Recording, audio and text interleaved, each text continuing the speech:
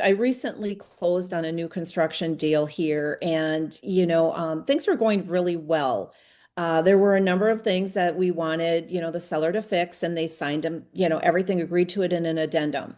So, like 3 day or 2.5 days before closing, we wanted to do the final walkthrough.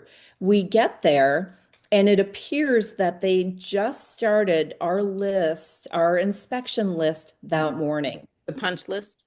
the punch list. And I mean, it was done so haphazardly per se. I know It, what it you was, want to say. it was awful. And so anyway, I contacted the listing agent who I had a good rapport with up until that time. And I started, taking pictures and sending. He comes to our open house or our walkthrough, and I'm like, great, he's here, he's gonna see. He kicks us out of the house. He starts yelling at my buyer. He starts yelling at me. And I'm here, I represent and I'm trying to do the best job that I can for my buyer. So anyway, we walk out of the house and, she's like, what do we do?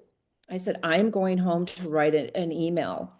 I remember And it took telling me me this. 3 hours to write this email because, you always, as an agent or, whatever, we always have to think about what if we end up in court over this? And I had a For sure. specific timeline with dates and everything. And this guy told me that stuff was getting done 2 and 3 weeks prior to. Nothing had been touched.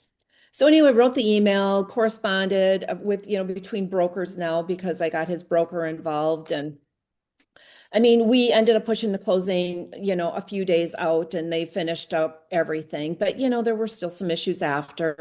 And, I still worry. I mean, I absolutely worry because I know I built and had some of the same stuff. I mean, we moved in and we told them that they had installed moldy baseboards and they said they took care of it.